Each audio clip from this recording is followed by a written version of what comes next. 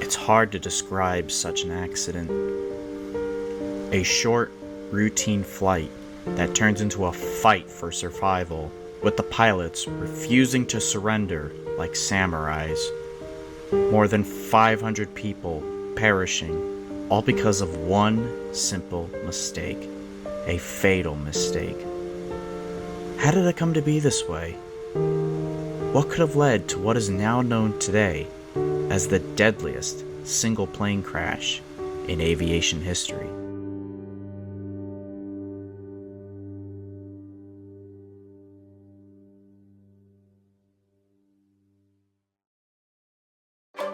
August 12th, 1985, Tokyo, Japan. It's the eve of Obon, a traditional Japanese holiday where people traditionally honor their ancestors, often returning to their place of birth for family reunions or to hit up local resorts. As such, all forms of Japanese transit are busy. Roads jam-packed with traffic, trains filled to the brim, including the famous Shinkansen bullet trains, and of course, airports flocking with people. In fact, air travel is so popular here, Japan Airlines, the national air carrier of Japan, has to use Boeing 747s even on short internal flights, specifically the 747 SR-46s, basically a 747-100 that traded fuel tank size for passenger capacity and strengthened structural supports to deal with frequent takeoffs and landings. Today, one of these SRs, JA-8119, comes in for a landing as Japan Airlines Flight 366 at Haneda Airport in Tokyo from Fukuoka at 1712 local time. This plane was built in 1974 and at the time accumulated more than 25,000 flight hours.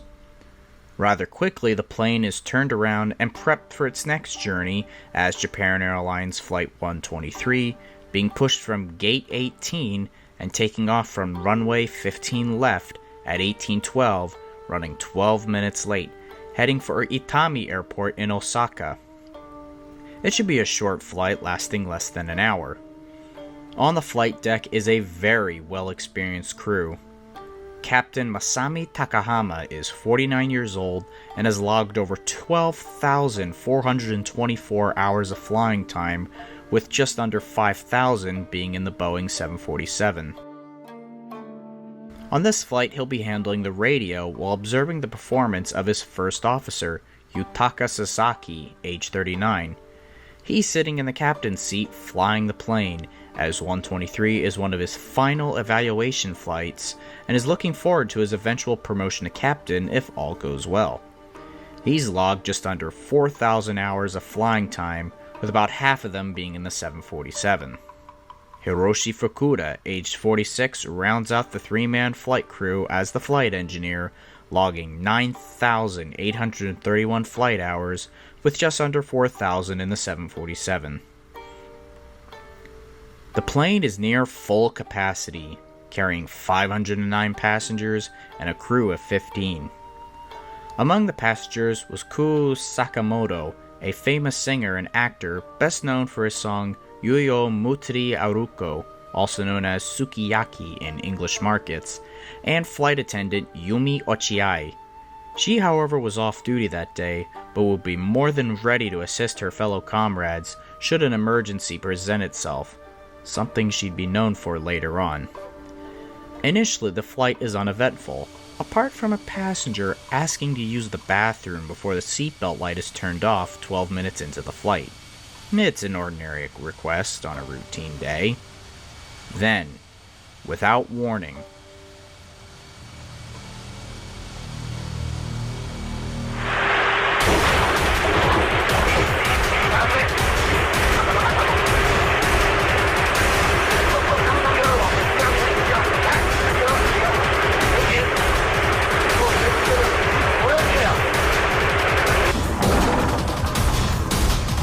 The plane suffers from explosive decompression, blowing most of the tail off and bringing down the ceiling around the rear toilets. The pilots are taken aback by this, and at first think the landing gear doors have blown off.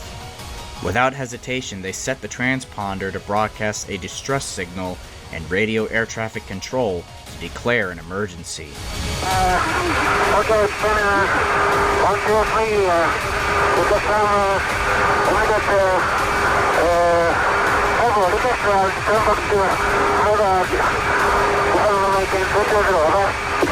Roger, approve, Roger, requested. Roger, you want right or left turn? Right heading 090, redirect to Oshima. While the plane turns the correct way, the captain warns of the steep bank. The first officer is trying to steady the aircraft, but to no effect. The flight engineer then informs the two that the hydraulic fluid pressure is depleting, the fluid being what manipulates the control surfaces on the aircraft, the elevator that makes it go up and down, and the rudder and ailerons that help it turn left and right. Since many junctions of the hydraulic lines pass through the tail, the plane is losing that control very quickly. Center 1, 2, 3, confirm you are declare emergency, is that right? 1, 2, 3, Roger. And request your nature of emergency. The pilots, however, don't respond as they're trying to regain control of this frail bird. Frustratingly, the plane isn't turning right, but begins to veer off its course and drift away from Haneda. The plane also starts to enter the phugoid cycle. First it climbs steeply, then stalls, tips over, and dives only to regain speed and climb again like a roller coaster. Without hydraulic pressure, there's little the crew can do to fight it. Not only that, the crew seems to also be battling hypoxia. At over 22,000 feet in the air, there's little oxygen, which can cause difficulty breathing and confusion, clouding judgment. That's without mentioning the Dutch roll making the aircraft yaw side to side as a result of the loss of the tail. Center 124, fly heading 090, redirect to Oshima. Ground control, Roger, understood. Air traffic control then gives the idea for the plane to land at Nagoya. It's a near straight line, but the pilots would have to descend right away if they want to land there. Center 123, can you descend? Alright, say altitude now. Alright, your position 72 miles to Nagoya. Yeah, can you run to Nagoya?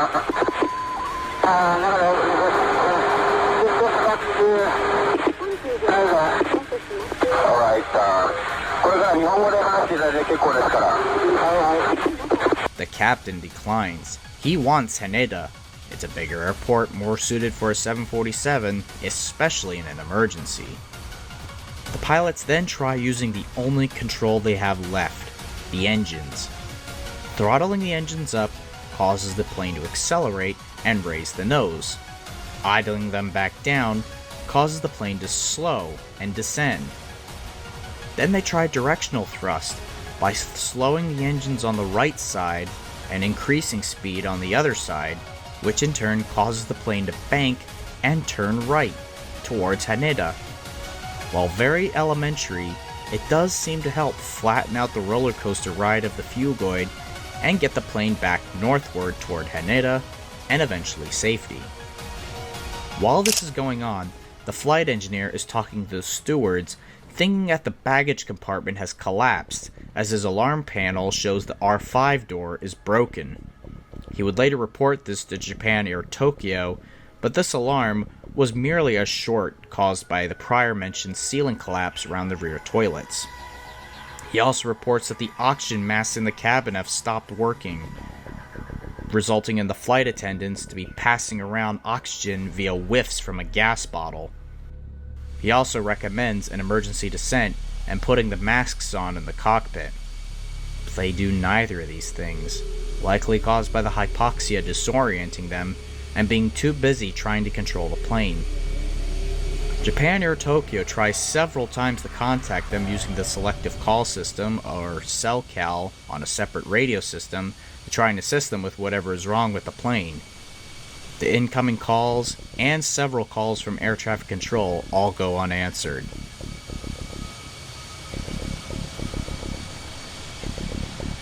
The crew has now been fighting the plane for more than 15 minutes.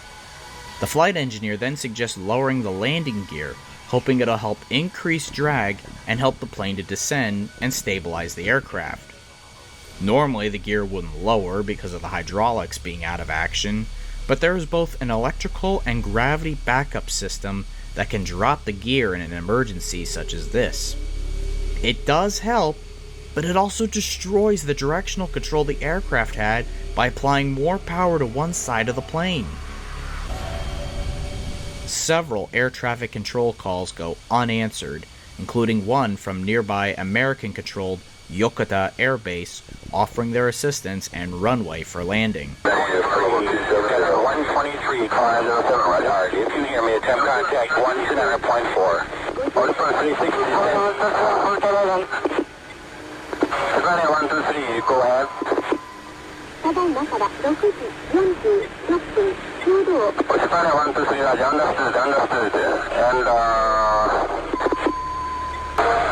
Savannah 123, 羽田にコンタクトしますか20秒お願いします。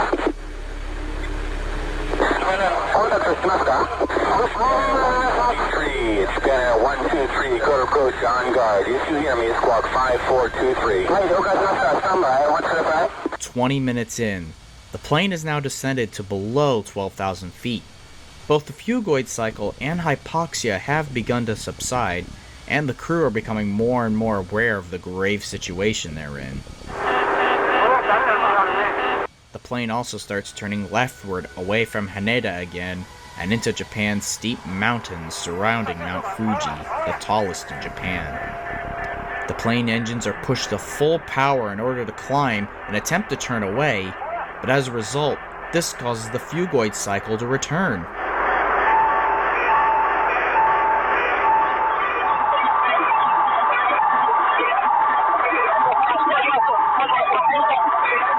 In the frantic juggling of throttles, the pilots allowed the speed to drop too much. The plane soon pitches extremely high and enters an aerodynamic stall, beginning a very steep dive. The crew manages to recover, but now with every rise and fall of the plane, they're not that far above the mountaintops. The flaps begin to lower via the alternate electrical system in an attempt to get trim control to the plane and in turn help stabilize the fugoid cycle.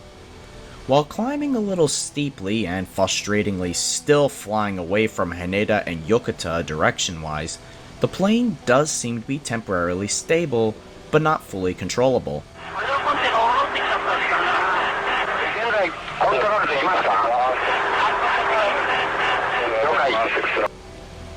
At this point, nearly 30 minutes have elapsed since disaster started.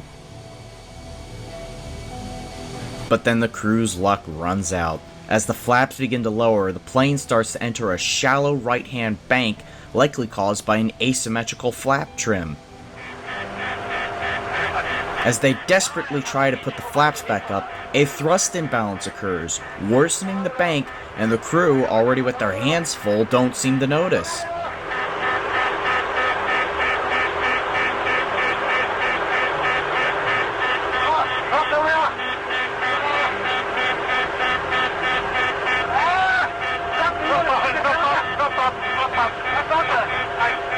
The plane suddenly dives at over 18,000 feet per minute. The crew are now desperate to stop this as a wall of mountains appear ahead, and the dreaded sound of the ground proximity warning system fills the cabin.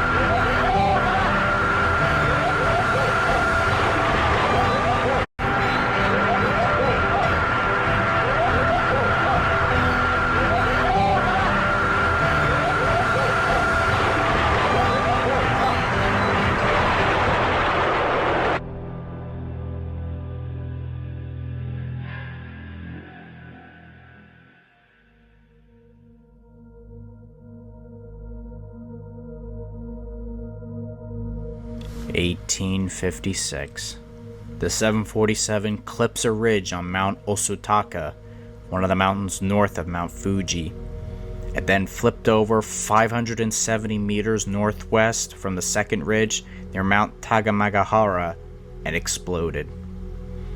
The wreckage and bodies then tumbled down either side of the steep ridge.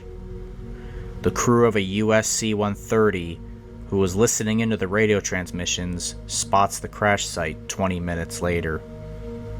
The pilot later stated in interviews that he and his crew dispatched a Huey helicopter and a search and rescue team was on standby at Yokota with US Marines ready to rappel down to the site, but the Japanese government never called for their assistance.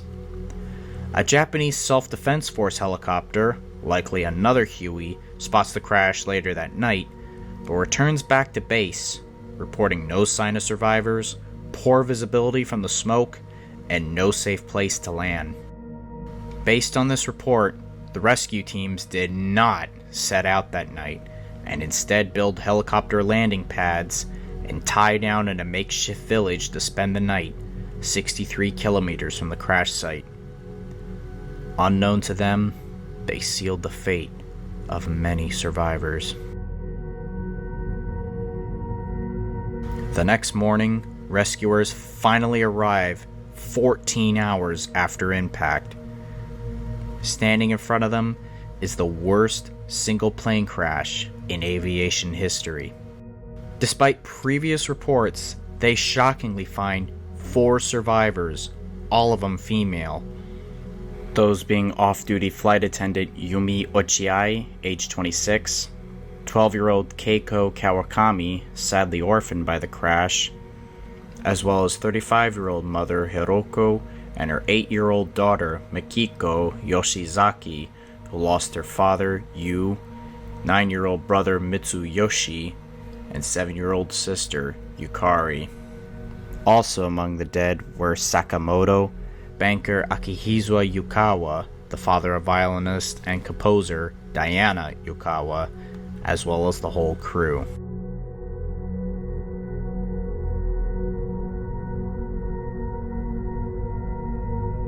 Yumi Ochiai, while recovering in hospital from a broken pelvis and a fractured arm, told the depressing, haunting story of how many more survived the impact, waking to the sounds of their screams and the sounds and headlights of a helicopter. But as the chopper's sound faded away, so did the sounds of many of those survivors, almost as if their hope disappeared with the chopper. Doctors at the crash site agreed, with one stating, "If the discovery had come 10 hours earlier, we could have found more survivors." Keiko Kawakami shares a similar story, as initially her father and 7-year-old sister Sakiko initially also survived the crash, but just like many others, they would later die in the cold night air, waiting for rescue, leaving her all alone with the cold hands of her dead family. A horror no child should ever face. Hiroko recalled how her daughter, still trapped in her seat with seatbelts fastened, would shout at her, going, "Don't go to sleep, Mother! Stay awake or you'll die! I'm hungry, Mother!"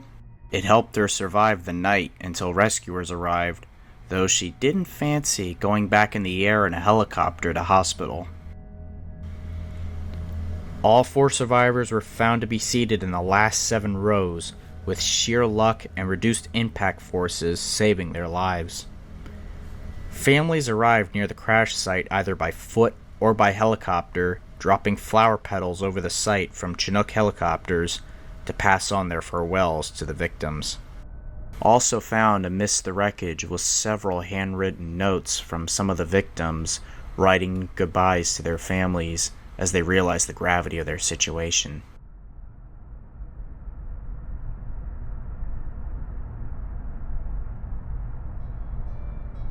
Investigators soon arrive, including those from the National Transportation Safety Board. Since the 747 was an American-designed aircraft, they wanted to make sure there was nothing wrong with the 747's design, since back then, 747s were practically everywhere. Upon digging into the plane's archives, they find out that the plane was involved in 2 other accidents several years earlier. On June 2nd, 1978, while operating as JAL 115, the plane was coming in to land on runway 32 left at Itami Airport on the same exact route as 123. The plane bounced heavily on landing. The pilot then excessively flared, causing the tail to strike the runway, damaging the outer skin and puncturing the rear pressure bulkhead, which is basically a sideways metal umbrella meant to contain the high pressurized air inside the aircraft so passengers can breathe at cruising altitude. Another incident on August 19, 1982 saw the number 4 engine strike the runway upon landing in Chitose. This didn't contribute to the 123 accident, but it is worth mentioning considering what would later happen to the number 4 engine. After the tail strike, repairs were carried out by Boeing technicians and the aircraft was returned to service. However, upon discovering this bulkhead at the crash site, NTSB investigators couldn't believe their eyes. The repair was not carried out correctly. Only 1 row of rivets was holding the joint together where the new panel for the bulkhead was installed. 2 rows should have been there, as per correct repair procedures, meaning the rivets are carrying twice the load they should have been.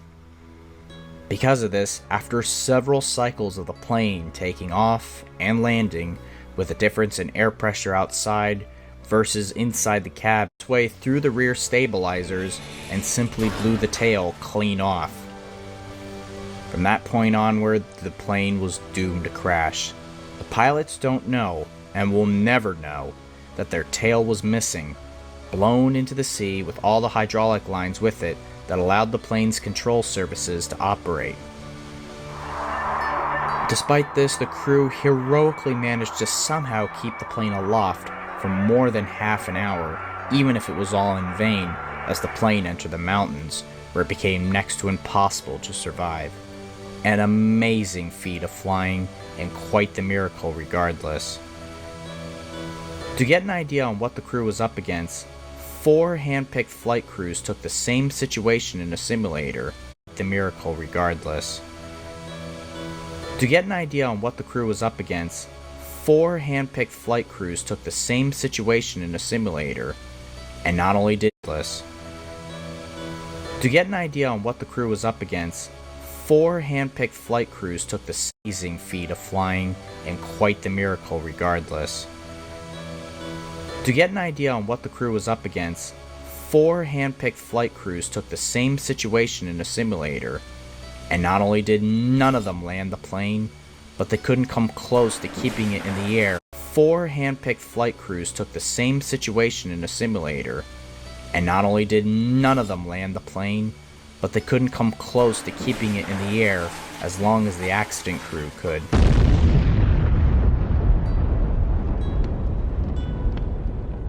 As a result, in 1987, the crew of JAL 123 was posthumously awarded the Polaris Award, the highest honor in aviation for their efforts.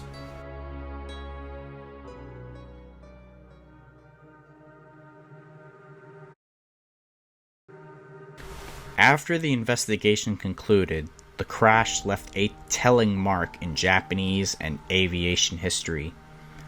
Boeing's reputation was damaged, but they took comfort in knowing that the crash had nothing to do with the design of the 747. The aircraft type continued on to become one of the most successful airframes in aviation history, with the SRs being retired in 2006 in favor of the 747-400D, Boeing 767 and 777s, with the 747 type overall being retired by JAL in 2011, being replaced by 787s and Airbus A350s, which operate the Haneda to Itami route today, albeit without the 123 flight number. Another crash under similar circumstances would occur in 2002, where 17 years after a tail strike, a Boeing 747-209B operating as China Airlines 611 would fall apart in mid-air due to a faulty repair. Japan Airlines was hit especially hard after the crash. Public confidence and bookings for domestic air travel plummeted by 25% in favor of other airlines or Japan's bullet train system. Japan Airlines then president Yasumoto Takagi resigned. Hiro Tomiengaga, a senior maintenance manager at Japan Airlines, as well as Suzumu Tajima, an engineer who had inspected and cleared the aircraft for flight prior to the crash, both committed suicide, likely from the shame and emotional pain related to the crash, as if they were directly responsible. Rumors abounded in Japan that the airline was indeed guilty for lapses in safety and inspections, and that Boeing took responsibility in order to protect a valuable customer of theirs.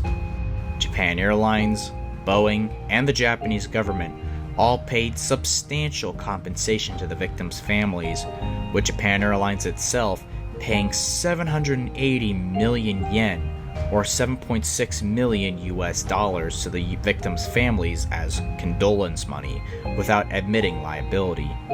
That's more than $22 million in today's money. The captain's eldest daughter, Yoko Takahama, who was a high school student at the time of the crash, went on to become a flight attendant at Japan Airlines, likely in his honor. She keeps a worn-out photo of her father from his first flight, stating, "I carry it because I feel it protects the plane." A memorial stands near where the aircraft went down. Several pieces of the aircraft and passenger artifacts, including handwritten farewell notes, are on display at the Safety Promotion Center near Haneda Airport, opened in 2006. On the 2004 album Reis, Reis by the German band Rammstein, there's a hidden track occupying track 0 called Flugzeugalarm, or Airplane Alarm, containing the last few moments of JAL 123's cockpit voice recorder. The track and album itself were inspired by the events of the crash. Few CD releases have this Easter egg, and it's only possible with CD players that can rewind past track 1. On the Reprise Records version, the hidden track is merged with Reis, Reis, the first track. This did cause some controversy, as some saw the use and theme as insensitive, and as a result, the album cover differed in the Japanese release, seeing the USS Attica icebreaker ship replace the black box artwork in the original version. In 2024, 39 years after the crash, Japan Airlines president and CEO Mitsuko Tottori visited the memorial. She began her career with the airline as a flight attendant in 1985, the year 123 went down. She said to reporters that day, "I renewed my awareness that there should be no compromise in safety." Now, 40 years have passed, and to this day, Japan Airlines 123 remains one of the worst aviation accidents in history, and with advancements in safety and inspection procedures, we hopefully will never have such a tragedy to such a scale ever occur again.